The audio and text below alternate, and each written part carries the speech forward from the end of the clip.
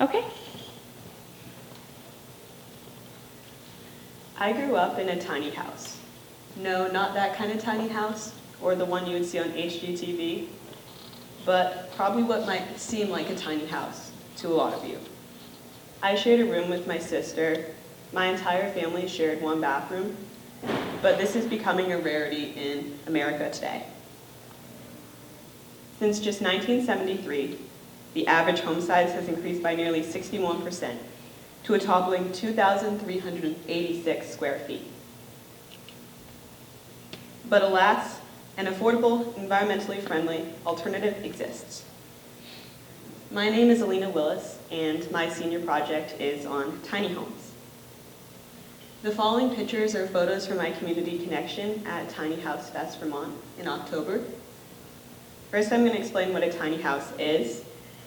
Usually, it's a permanent dwelling made of quality building materials, around 500 square feet or less, but the definition varies. It can be on wheels, it can be on a foundation, or a combination of the two. And it can be $10,000 or less for a DIY range model, or $100,000 for a luxury model.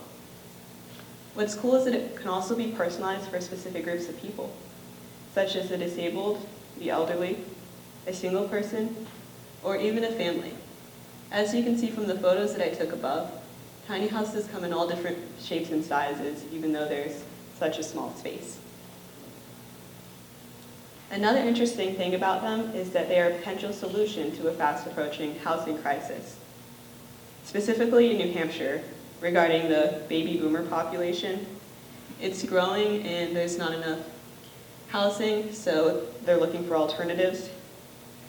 But unfortunately, outdated legal limitations in New Hampshire are preventing most of these homes from being built.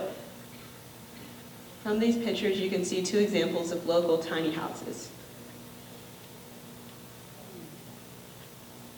My research and my project focused mainly on the benefits of tiny living.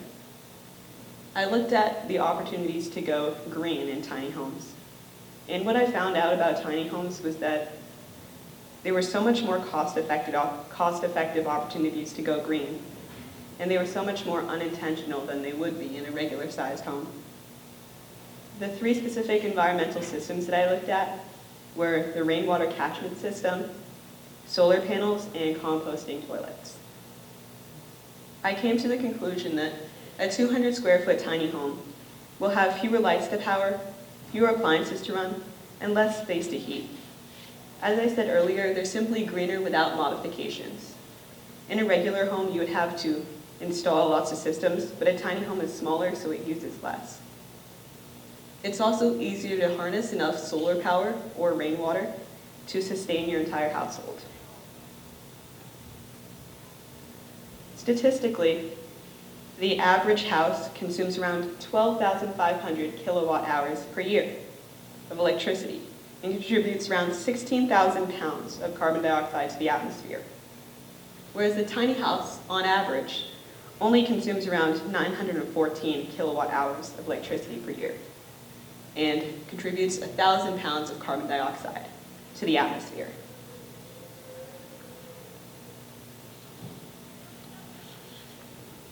As another part of my project, I designed my own tiny home using what I had learned. The following is a video of my tiny home. So this is the floor plan. As you can see, I have a large deck on the outside. With a tiny house, that is really important to have a lot of outdoor space. Because it's such a small space, the outdoors becomes an extension of your living environment. You can also see that I have solar panels on the side. That's part of my environmental initiative. And you also might notice that I have a full-size kitchen and appliances. You can fit pretty much anything that you would want in a tiny home. I also have a lot of windows because in a small space it's really important to let a lot of light in. And I also, you might notice I have a lot of furniture in there. All furnitures in a tiny home have to serve double meanings. So you might notice that my TV stand is also my desk, and the shoe cabinet is also a side table. and that's the bathroom. It also has alternative storage solutions. So I have the laundry area, so it's an all-in-one washer-dryer combo.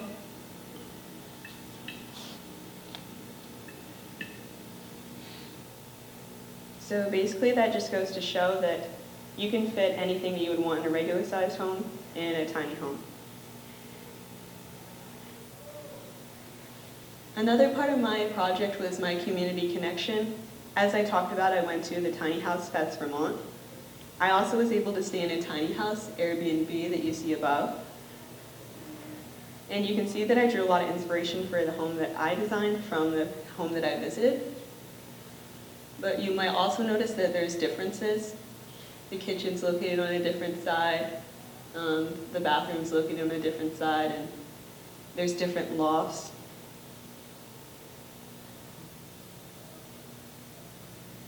So, to me, tiny houses represent an ideological and a cultural shift against what we have been taught to believe in society, the conformity of society.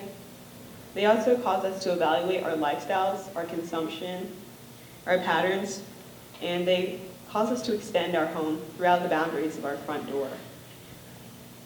I'd like to end with this quote by Hans Hofmann. The ability to simplify means to eliminate the unnecessary so that the necessary may speak. Thank you.